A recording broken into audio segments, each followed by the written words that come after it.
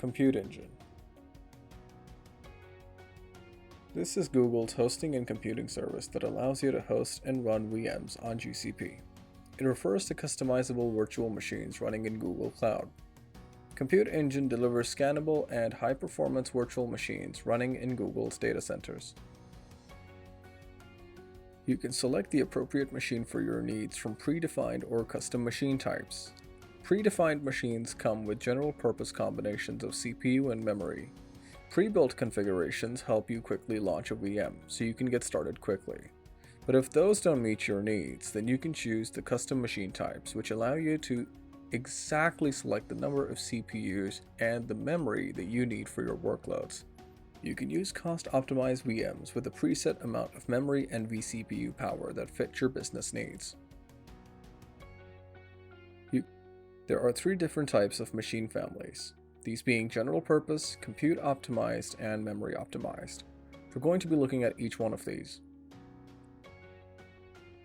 The general purpose machines are cost optimized and balanced or scaled out optimized machine types that are great for apps and web serving, small to medium databases, microservices, media, and virtual desktops.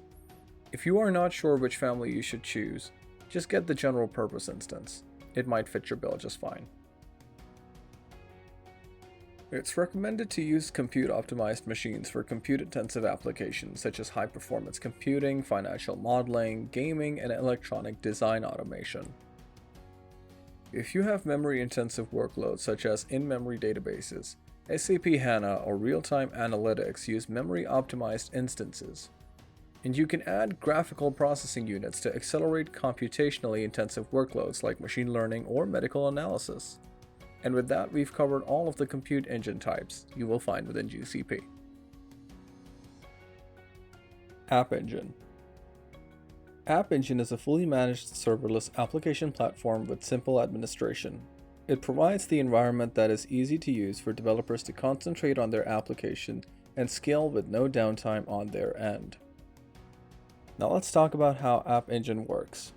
In a simple state, you would deploy the service to your end user, and App Engine would deploy it through containers.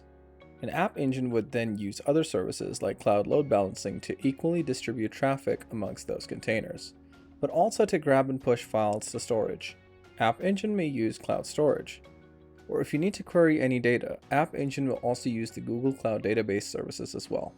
Now this is the power of App Engine. To help you fully use all of the services you need without having to manage it all, it literally takes care of it all for you.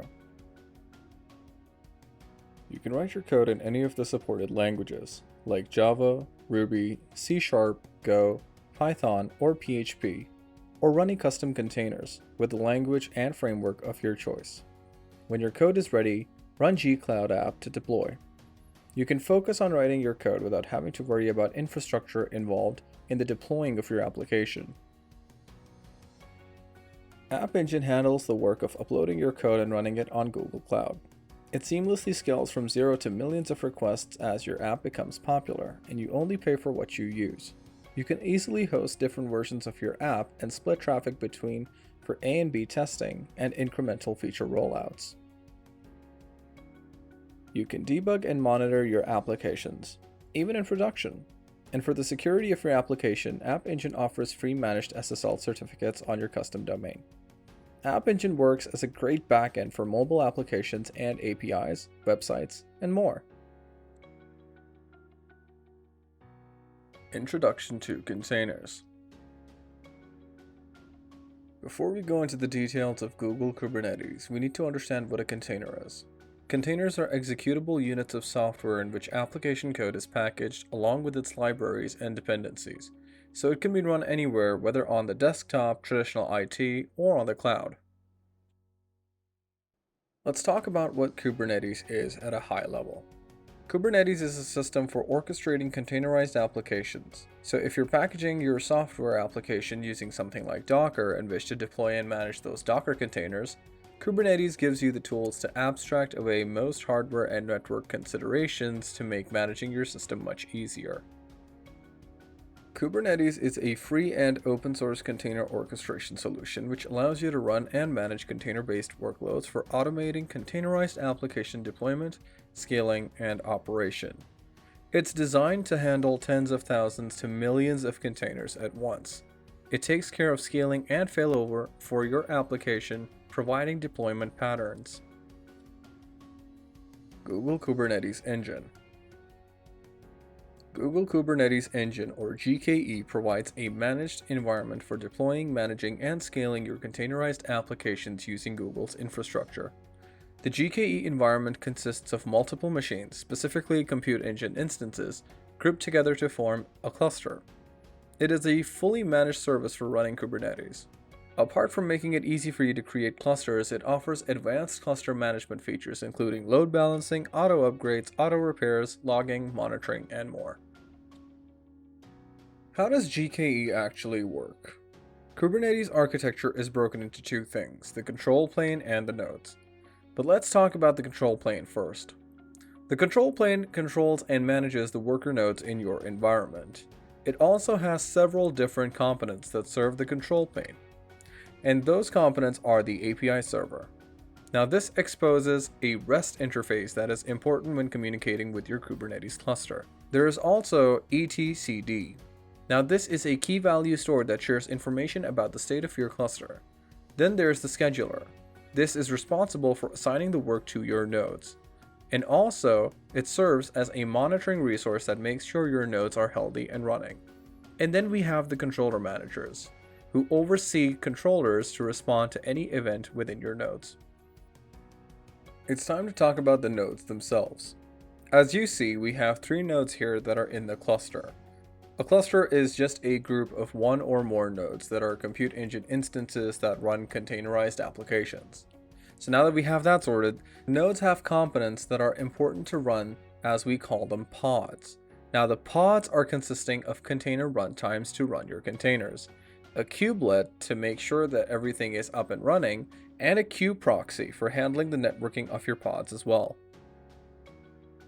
Inside our nodes, we have pods that run containerized applications that can serve multiple applications, whether it's serving a Node.js container and a container that shares the data. Also, each pod has its own IP address. The kube controller manager assigns a pod CIDR range to each node. And from there, each pod within the node gets an IP address within that CIDR range to serve traffic. When nodes are deployed, we could get credentials to connect to our nodes to use kubectl.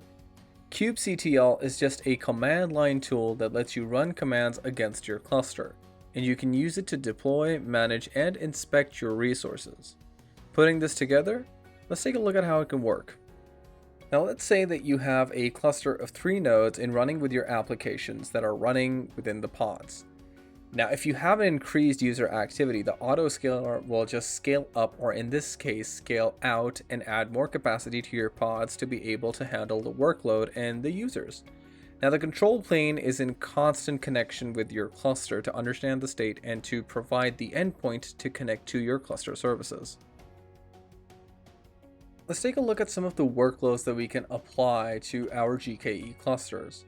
The first one is stateless applications. This includes front-end applications like Apache that does not save data in one session for their use in the next one. And then we have stateful applications. Now this includes databases like MongoDB and message queues. Now this also allows data to be saved in one session for you to use in the next.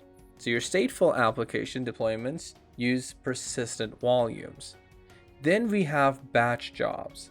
Now this is a group of processing actions or parallel tasks that run until the job is finished. So think about running a high compute intensive job. Then we have daemon jobs. So daemon jobs run a background process in their assignment nodes, and this is like running or monitoring or logging agents of your nodes, which we will learn later on when we install monitoring and logging agents on our Kubernetes cluster. There are 2 types of databases, relational databases and non-relational databases.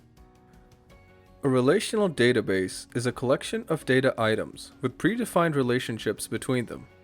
These items are organized as a set of tables with columns and rows. Tables are used to hold information about the objects to be represented in the database. Each column in a table holds a certain kind of data, and a field stores the actual value of an attribute. The rows in the table represent a collection of related values of one object or entity. Each row in a table could be marked with a unique identifier called a primary key, and rows among multiple tables can be made related using foreign keys. This data can be accessed in many different ways without reorganizing the database tables themselves. This is what you can expect a table to look like. As we discussed previously, it's a series of columns for specific data values that we call attributes, along with a bunch of rows with the records inside them that we call the tuples. The tuples are identified by their primary key, which in this example is the customer ID. The features of relational databases are as follows. SQL. SQL, or Structured Query Language, is the primary interface used to communicate with relational databases. SQL is used to add, update, or delete rows of data, retrieving subsets of data for transaction processing and analytics applications, and to manage all aspects of the database. The second feature is data integrity. Data integrity is the overall completeness, accuracy, and consistency of data. Relational databases use a set of constraints to enforce data integrity in the database. The third one is transactions. A database transaction is one or more SQL statements that are executed as a sequence of operations that form a single logical unit of work. Transactions provide an all or nothing proposition, meaning that the entire transaction must complete as a single unit and be written to the database, or none of the individual components of the transaction should go through. In the relational database terminology, a transaction results in a commit or a rollback. Each transaction is treated in a coherent and reliable way, independent of all other transactions. And the last one is ACID, or ACID compliance. All database transactions must be atomic, consistent, isolated, and durable to ensure data integrity. The shorthand for these properties is called ACID. Atomicity requires that either transaction as a whole be successfully executed, or if a part of the transaction fails, then the entire transaction will be invalidated. Consistency mandates that the data written to the database as part of the transaction must adhere to all defined rules and restrictions, including constraints, cascades, and triggers. Isolation is critical to achieving concurrency control and make sure each transaction is independent unto itself. And lastly, durability requires that all of the changes made to the database be permanent once a transaction is successfully completed. To cater to your relational database needs, GCP provides you with the following services: Cloud Spanner and Cloud SQL. Cloud Spanner is an enterprise-grade, strongly consistent, globally distributed system that is built bespoke for the cloud. And Cloud SQL is a MySQL-compliant, Postgres-compliant, and SQL Server Engine-compliant service and is highly available. Let's start off by comparing non-relational databases to relational databases. First of all, it is about how data is managed. In relational databases, you can use SQL, that is simple and lightweight language, for writing database scripts. Non-relational databases do not support it, so you might refer to them as NoSQL databases. The second big difference is structure, how data is stored. In relational databases, data is divided into tables that may have relations between them. With the support of primary keys, triggers, and functions, you are capable of creating complex dependencies between tables. This most likely will represent business model and logic inside the database. NoSQL databases are based on the very simple structures like key value storage or a graph that does not support such relations. There's many benefits to using non-relational databases. The first one is the support for multiple data models. The relational databases require data to be put into tables and columns to be accessed and analyzed. The various data model capabilities of NoSQL databases make them extremely flexible when it comes to handling data. The second major benefit is that it is easily scalable via the peer-to-peer architecture. It's not that relational databases can't scale. It's just that they can't scale easily or in fact cheaply. And that's because they're built with a traditional master-slave architecture, which means scaling up via bigger and bigger hardware servers as opposed to out, or worse, via sharding. Sharding means dividing a database into smaller chunks across multiple hardware servers instead of a single large server, and this leads to operational administration headaches and so on. Instead, look for a NoSQL database with a masterless peer-to-peer architecture with all nodes being the same. Next comes flexibility. Where relational databases require data to be put into tables and columns to be accessed and analyzed, the multi-model capabilities of NoSQL databases make them extremely flexible when it comes to handling data. They can easily process structured, semi-structured, and unstructured data, while relational databases, as stated previously, are designed to handle primarily structured data. Distribution capabilities. Look for a NoSQL database that is designed to distribute data at global scale, meaning it can use multiple locations involving multiple data centers and/or cloud regions for write and read operations. Relational databases, by contrast, use a centralized application that is location dependent, especially for write operations. A key advantage of using a distributed database with a masterless architecture is that you can maintain continuous availability because data is distributed with multiple copies where it needs to be. With NoSQL, there is virtually zero downtime. The final but certainly no less important key feature to seek in a NoSQL database is zero downtime. This is made possible by a masterless architecture, which allows for multiple copies of data to be maintained across different nodes. If a node goes down, that's no problem. Another node has a copy of the data for easy and fast access. When one considers the cost of downtime, this is a big deal. There are 4 main categories of NoSQL databases which are used for different use cases. They are document, key value, columnar, and graph. For your non-relational database needs, GCP provides the following services: Cloud Bigtable, Firestore, Firebase, and Memory Store. We'll be talking about each of these services with a bit more detail later in this course. For now, these one-liner definitions should help you understand what each of these services does and brings to the table. So what is a data warehouse? A data warehouse is a central repository of information that can be analyzed to make more informed decisions. Data flows into a data warehouse from transactional systems. Relational databases and other sources, typically on a regular cadence, business analysts, data engineers, data scientists, and decision makers access the data through business intelligence tools, SQL clients, and other analytics applications. Data and analytics have become indispensable to businesses to stay competitive. Business users rely on reports, dashboards, and analytic tools to extract insights from their data, monitor business performance, and support decision making. Data warehouses power these reports, dashboards, and analytics tools by storing data effectively to minimize the input and output of data and deliver query results quickly to hundreds and thousands of users concurrently. The benefits of data warehousing are as follows. Decision making becomes a more informed process with all the analytics and data provided by data warehousing. The quality of data is significantly high, in that data integrity is not compromised in the slightest. Data consolidation is a big part of data warehousing. All of your data is found within one warehouse. Separation is also a very big deal. Separation of analytics processing from transactional databases improves performance of both systems. And lastly, historical data analysis, which allows us to look at data ranging all the way back to many years ago. There are 2 approaches to processing data in a data pipeline. The first approach is ETL, or extract, transform, and load.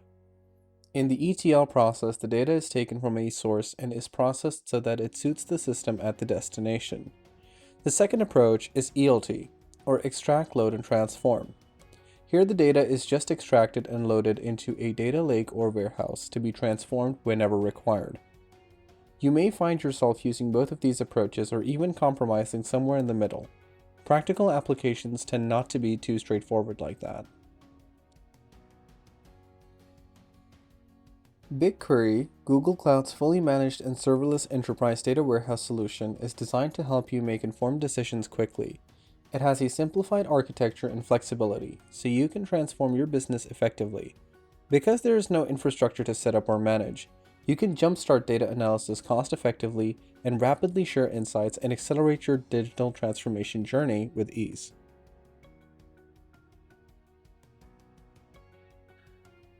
A key-value database stores data as a collection of key-value pairs, in which a key serves as a unique identifier with its associated value. The value can be any sort of byte array, data structure, or binary large object called a blob, and works well for storing enormous amounts of data. Key-value stores are the simplest NoSQL databases out there. The main key-value store options available in GCP are Bigtable and Memory Store. Bigtable is a fully managed key-value storage in GCP that supports large analytical and operational workloads and can process millions of requests per second.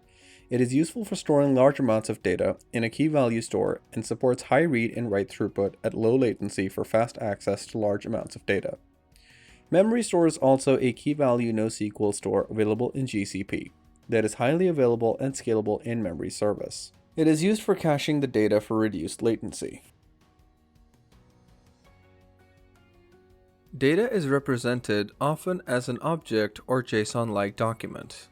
The flexible, semi-structured, and hierarchical nature of document databases allows them to evolve with application requirements. Document databases store and retrieve documents, and the basic atomic stored unit is a document. A document database contains a collection of key-value pairs stored in documents that are both natural and flexible for developers to work with. The main document store options available in GCP are Firestore and Datastore. Cloud Firestore is a NoSQL database that stores data in documents arranged into collections. These documents in turn may contain subcollections and nested objects like strings, lists, and other primitive fields. Cloud Datastore also stores data in documents and collections, but it provides better performance, automatic scaling, and a simplified user experience.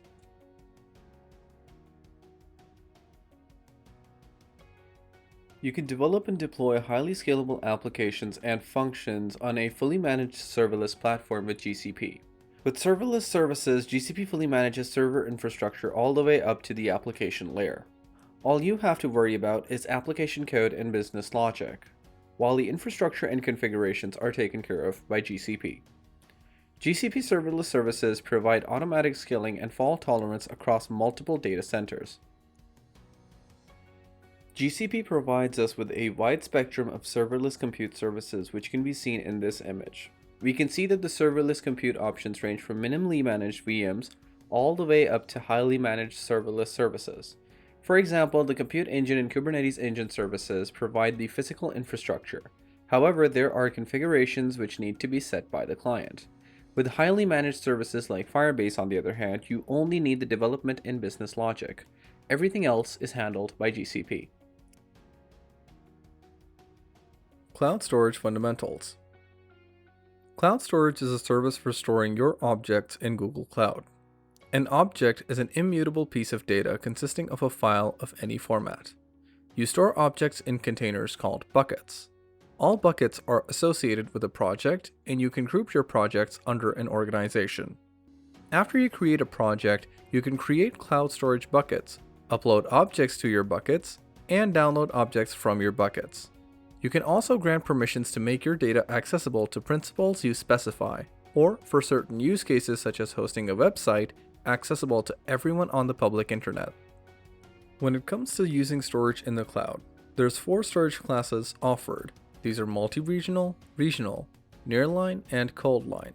These options are for cost efficiency and disaster recovery. You can encrypt your data with either customer managed keys or Google managed keys, depending on the requirements of the situation. You have complete control over who has access to your data at any given instant, and can change it as you see fit. Lastly, you only pay for what you use in terms of storage. The way storage is charged is as a product of the amount of data you're storing and for how long that data has been stored. Here are some basic ways that you can interact with cloud storage. The first one is the console. The Google Cloud Console provides a visual interface for you to manage your data in a browser. GSUtil gsutil is a command line tool that allows you to interact with cloud storage through a terminal. If you use other Google Cloud services, you can download the Google Cloud CLI, which includes gsutil along with the gcloud tool for other services. Then comes client libraries. The cloud storage client libraries allow you to manage your data using one of your preferred languages, including C++, C#, Go, Java, Node.js, PHP, Python, and Ruby. The last one is REST APIs. You can manage your data using JSON or XML APIs. Networking in GCP. Let's kick things off with understanding what networks are and how they work. Networking is actually pretty relatable to the real world. Say that you have something that you want to send from your house to a friend's house. You get the thing, you hop on a bike and head to their home on paved roads. Then you make it to their home and you drop it off. This entire scene can be rebuilt to explain how networks work. Think of the thing you wanted to give to your friend as the data. Now think of the houses as the clients that are sending the data. The road is the network that allows you, the data packet, which in our case is the courier, to move from one client to the next. In this general overview of networking in GCP, we're going to explore VPCs, VPNs, DNS, IP addressing, and firewalls, and then see how it all comes together. Once we understand each of these, we're going to build a picture to understand how each of these fit into place in the bigger picture. Let's start with the VPC. A VPC, or a virtual private cloud, is a private subsection of GCP that you control, into which you can place GCP resources such as compute engine VMs and databases. You have full control over who has access to the GCP resources that you place inside your VPC. Google defines VPCs as follows. The Virtual Private Cloud, or VPC, provides networking functionality to compute engine virtual machine instances, Google Kubernetes engines, and the App Engine flexible environment. VPC provides networking for your cloud-based resources and services that is global, scalable, and flexible. Now let's take a look at VPNs. Cloud VPN securely connects your peer network to your virtual private cloud network through an IPsec VPN connection. Traffic traveling between the two networks is encrypted by one VPN gateway and then decrypted by the other VPN gateway. This action protects your data as it travels over the internet. You can also connect two instances of Cloud VPN to each other. It's time to take a look at DNS. DNS, or Domain Name Server, is a hierarchical distributed database that lets you store IP addresses and other data, and look them up by name. Cloud DNS lets you publish your zones and records in DNS without the burden of managing your own DNS servers and software. Cloud DNS offers both public zones and private managed DNS zones. A public zone is visible to the public internet, while a private zone is visible only from one or more virtual private cloud networks that you specify. Cloud DNS supports identity and access management, or IAM permissions, at the project level and individual DNS zone level. To use a Cloud DNS managed private zone, Cloud DNS forwarding zone, or Cloud DNS peering zone with shared VPC, you must create the zone in the host project, and then add one or more shared VPC networks to the list of authorized networks for that zone. Alternatively, you can set up the zone in a service project using cross-project binding. When you create your VPC, you also define an IP address range that the VPC can use, and this is done in the form of a CIDR block, which stands for Classless Interdomain Routing. An IP address is used to identify resources over a network, and there are two types of IP addresses, public and private. Public IP addresses are the ones that are accessible via the internet. It's your unique IP globally. Private IPs are the ones used within local networks for identification of resources locally. Beyond that, there's protocols IPv4 and IPv6. Let's take a look at firewalls now. At its most basic, a firewall is essentially the barrier that sits between a private internal network and the public internet. A firewall's main purpose is to allow non-threatening traffic in and to keep dangerous traffic out. VPC firewall rules apply to a given project and network. VPC firewall rules let you allow or deny connections to or from your virtual machine instances based on a configuration that you specify. Enabled VPC firewall rules are always enforced. protecting your instances regardless of their configuration and operating system, even if they have not started up. It's time to build the big picture and explore what VPCs actually look like in GCP. To start off with, we have the standard affair, which is our project within our GCP account. Now that we have that sorted, we can make a VPC. By making a VPC, we've told GCP that this is our segregated part of GCP with its own resources. To connect the VPC to the internet, we add a VPC routing element. The routing element is how each individual compute engine is reached via the external network, which in our case is the internet. Beyond that, we have the region where we want to house our resources. For this particular example, I simply chose US West 1. Beyond the region, we have to create a subnet for our resources. A subnet is basically just a way for us to create an IP address range for a set of particular resources. Once we have the subnet set up, we have to select the zone in which we want to host our compute engines. It's important to understand that a region may have multiple zones within it, and you can have compute engines in the same zone but different subnets. In this particular example, I went with US 1A.